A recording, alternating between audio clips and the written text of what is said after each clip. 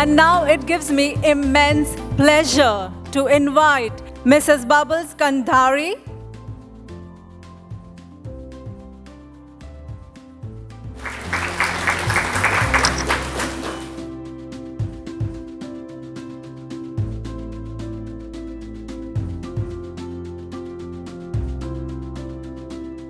Well, unlike Mr. Amanpuri, Dr. Amanpuri, I can't speak so well and so much in extempore, so I decided to keep a little paper with me just in case I fumble. Well, thank you so much, Dr. Amanpuri and Reema and the IWD team that you've organized this and invited me and felicitating me, I suppose, as you said. So this felicitation, I would say, is not just for me.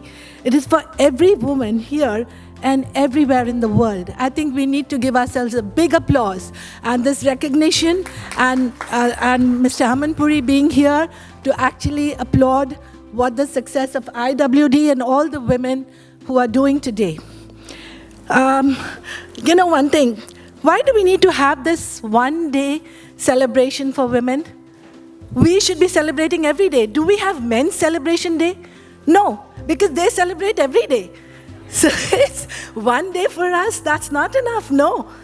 And you know what the reason is? Actually, the reason being that, you know, we have been oppressed for so many thousands of years. And with all this, we've forgotten our own strengths. And that is important. Women, they are an epitome of strength, love, sacrifice, and courage. And this is what Guru Nanak Dev Ji had taught us 550 years ago, when he said, "So kyun manda aakhiye jit jamme rajan," which means, how could we call a woman of any lower status or caste if she's the one who gives birth to kings? So from a woman, a man is born. Within woman, a man is conceived. From her, kings are born. From woman, woman is born. Without woman, there could be no one at all. So how can you call a woman any way less? Not that we are doing that now, but the very fact that we have to celebrate once a year shows that we still think, oh no, we have to tell ourselves we are strong. But we should be knowing we are strong. And that's what is important. So, and I think this quote, what Guru Nanak Dev Ji said, was probably the highest a man could have realistically described a woman's importance in a man's world. And then, role of woman in today's world. It has significantly changed and for the better. They have attained immense success in every field. They have changed the face of India. Let it be sports, politics, academics, to name a few. We have Mother Teresa at the top, who got the Nobel Prize, or Nobel Peace Prize, in 1979. Then we had Kalpana Chawla, who was the first Indian woman who reached in space. Political history was made in India as the country welcomed its first tribal woman president, Draupadi Murmu, in July 2022. I think we need to give this a big applause because it's a big change. Then we come down to sports. We have India as the most successful women's cricket team in Asia. India won a silver medal in 2022 Commonwealth Games. India has won all the editions of Women's Asia Cup except 2018. They also reached the semi-final women in T20 World Cup just recently, when they had to lose because I think there was some sad miscalculation when the run-out happened. In case you guys know about cricket. If you're fond of cricket, you would know that. Yeah, I can see him. Now, I don't want to pronounce his name wrong, but the Tanishq gentleman, he knows it all. And he's smiling away. So out of the 7 medals won by India in Tokyo 2020 Olympics, women bagged 3 medals, which is a great success for Indian women athletes on the global stage. Then recently, last month, Ami Kamani and Anupma Ramchandran, they shocked England to win Women's Snooker World Cup in February, the last month. And the list goes on and on.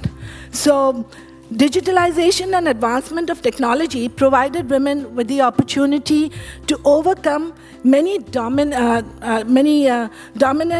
cultural, traditional, and mobility barriers that are there. Today, women in digital media world are far better than men and increase the productivity of organization by more than 28%.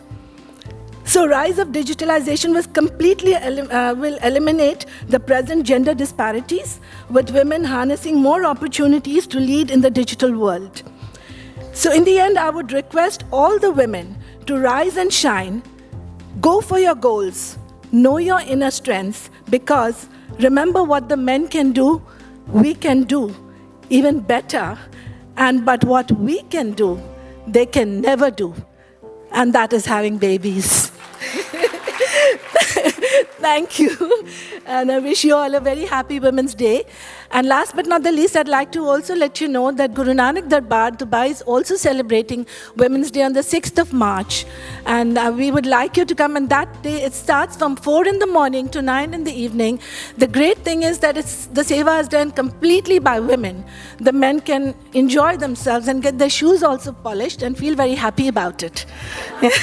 So we would request all, and actually the guest of honor there is His Excellency Sanjay Sudhirji's wife, Vandana Sudhir, who is a great orator and an artist, and she's the one who's going to be talking about women empowerment and things about that. So we would like all of you to please come. You all are welcome.